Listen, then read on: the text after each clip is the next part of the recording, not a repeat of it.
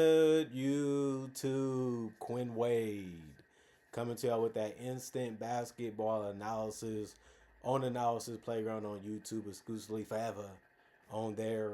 And we're going to talk about how Golden State allowed Dante DiVincenzo to hit a three, a couple free throws too to seal him off from winning this game. And on top of that, Rudy Gobert was the clutch player for them, dunk after dunk after dunk, and they couldn't stop Rudy Gobert? That was the guy you couldn't stop to be able to win this game? That ain't a joke, it's reality. Let's talk about that. Minnesota wins the game. No Anthony Edwards, by the way. 127 to 120. The Golden State Warriors unfortunately went to 13 and 13 and 7 and 4 at home. The Minnesota Timberwolves are 16 and 9 now and 8 and 5 on the road.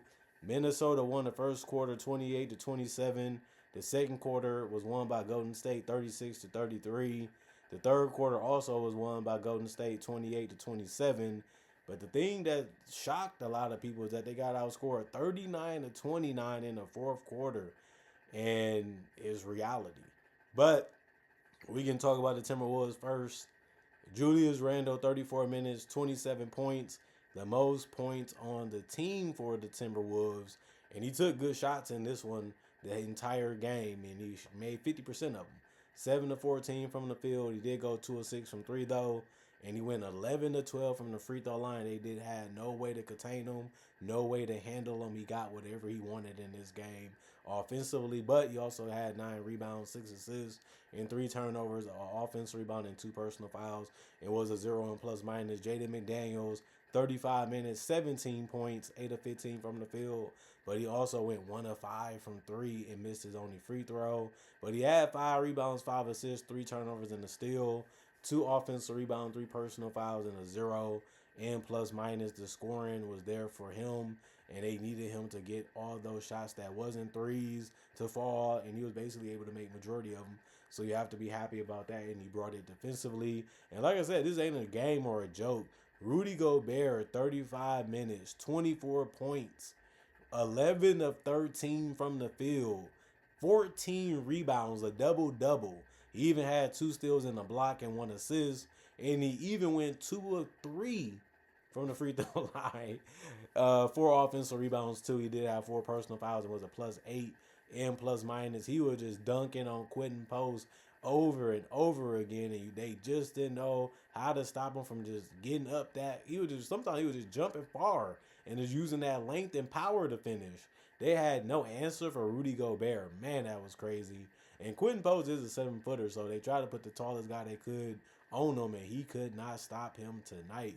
Dante DiVincenzo, 35 minutes for him, tied for the most in the game. He ended up having 21 points. He took 15 shots. That was tied for most in the game. With Jaden McDaniels, he went 7 to 15 from the field and 4 of 10 from 3 and 3 or 4 from the free throw line. 6 rebounds, 4 assists, no turnovers. He also had a block, 2 offensive rebounds, 4 personal fouls, and a +16 and plus minus. Man, did he have it going. He can be hit or miss, but he had the jump shot going in this one. He had the driving ability in this one. And you have to like the fact that he made the 3 that really put the game away for him. Then it was just about making their free throws to be able to go home with a win. Bones Highland did play 5 minutes, though. That sucked. He did have 3 points. He was 1 of 1 from the field. It was a 3 that he made, and he did have 2 assists. 1 personal foul was a +2 and plus minus, and that was the end of his night. Hopefully he's ready whenever he can be, and good health for him is all we can hope for. Nas Reed was a big reason why they won too. 30 minutes for him. It was much needed.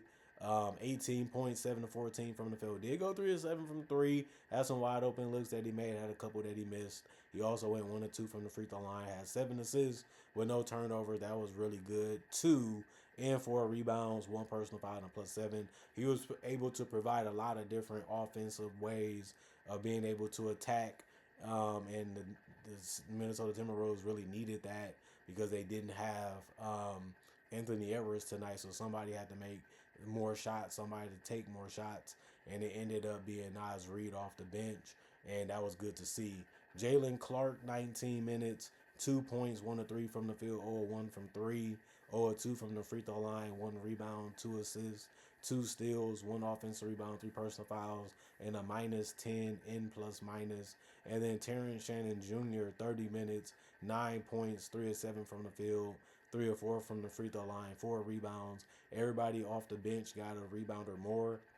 But Terrence Shannon Jr. also had 3 assists, 2 turnovers, 2 steals, and a block, 1 offensive rebound, 3 personal fouls, and a +12 and plus minus. You have to be happy that he was able to do everything on both ends of the court for you tonight as a person coming off the bench and stepping up and playing huge minutes. That's what he can do. He's capable of it, and he was able to do that tonight.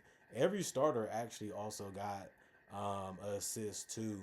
And then Bones Highland was the only person that didn't get a rebound. But like I said, he did only play 5 minutes. And then Rod Dillingham was able to make a layup, and he was able to make a jumper. And he finished with 17 minutes. He was 3 of 7 from the field and had 6 points. He missed his only three. He had 1 rebound, 2 turnovers, and a personal foul.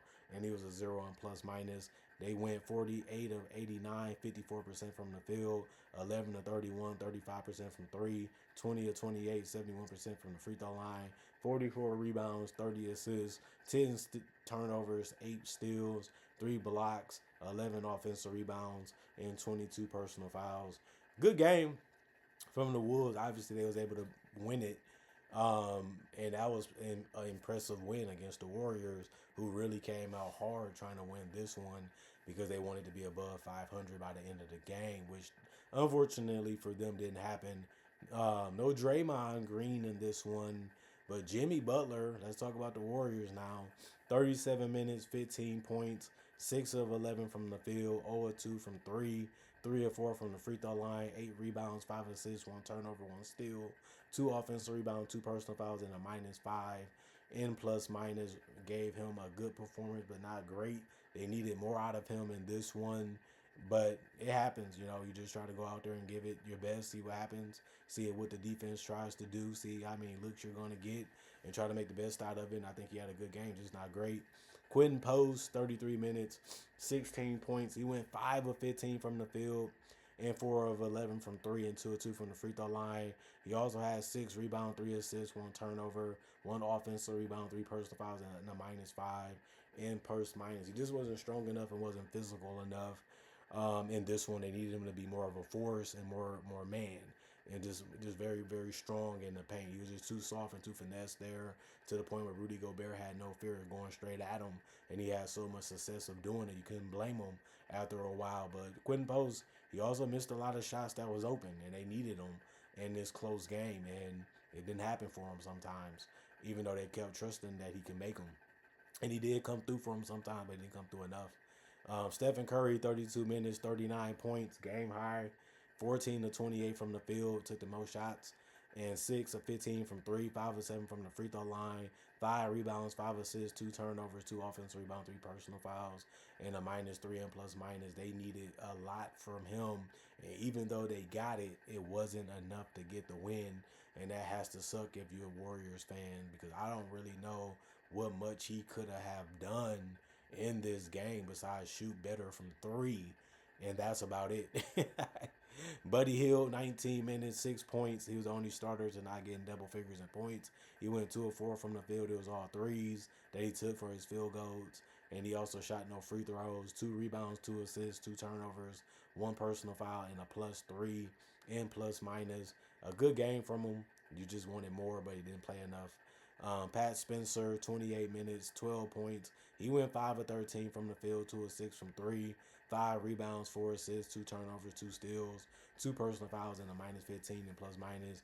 Compete defensively, get rid of the ball if you don't have a good look.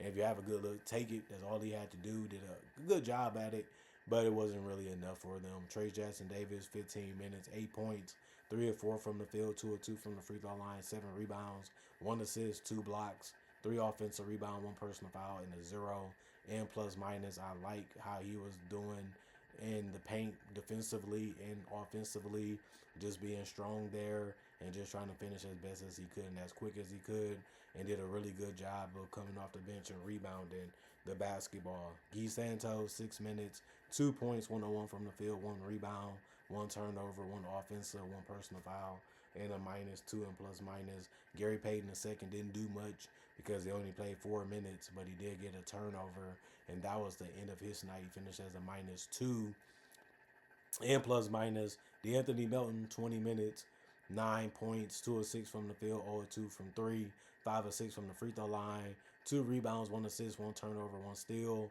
1 offensive rebound, 3 personal fouls, and a +4 and plus minus. I really like what he was doing out there.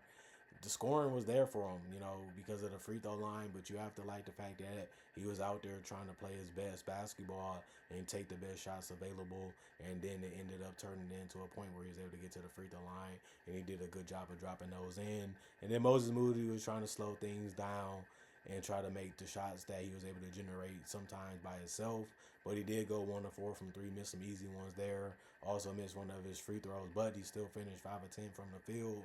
And you have to like that from him. 4 rebounds, 2 assists, 3 steals. That was really good for him, but he did get in some foul trouble and finished with 5 personal fouls, and that can suck too, especially coming off the bench and trying to help the team stay in and be able to win it. But it didn't work out. He also had 2 offensive rebounds and was a +1 and plus minus. And then B-Pod, Brandon Podziemski, 23 minutes, 2 points, 1 of 4 from the field, 0 of 2 from 3, 2 rebounds, 4 assists, 2 turnovers, 2 personal fouls, and a -11 and plus minus for him. Good game, but it wasn't enough when it comes to scoring a basketball to be a great one. 44 of 96. They ended up shooting 46% from the field. That was worse than the Timberwolves. They shot 54%, and the Warriors did take more field goal attempts. 15 of 46, 33% from 3. They took more threes than the Timberwolves, but the Wolves finished at a better percentage. And then 17 to 22, 77% from the free throw line. They shot less free throws than the Wolves, but they did shoot a better percentage. And then 42 rebounds, that was 2 less than the Wolves. 27 assists, that was 3 less than the Wolves. 13 turnovers, that was 3 more than the Wolves. 7 steals, that was 1 less than the Wolves. 2 blocks, that was 1 less than the Wolves. And then they had 1 more offensive rebound, but they had less defensive rebounds. And they did commit 1 more personal foul compared to the Timberwolves. And that was the end of the game. But it was competitive. It was fun. It was exciting. A lot on the line. The Timberwolves want to stay one of the best teams in the West. Golden State want to win the game, switch without Anthony Edwards, and they thought that they had a chance to win it. They got off to a good start, couldn't keep it going, couldn't defend well enough, couldn't, make enough shots and plays to be able to execute their way into a victory. Sucks, it happens. Only one team is going to get the win. Only one team is going to figure out enough to be able to play in them harsh circumstances, especially in Golden State.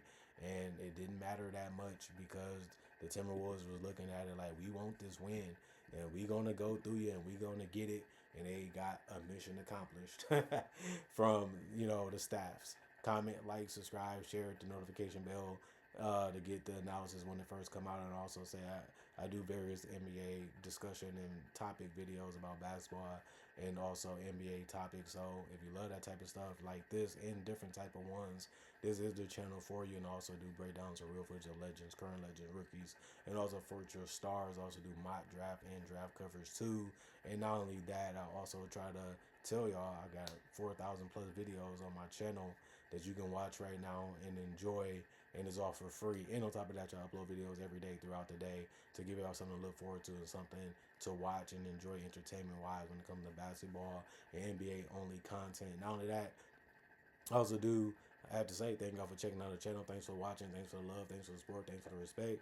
Thanks for the loyalty. Thanks for appreciating the content for what it is and continuing to come back. And I will say, y'all stay blessed up. Y'all stay good. Peace.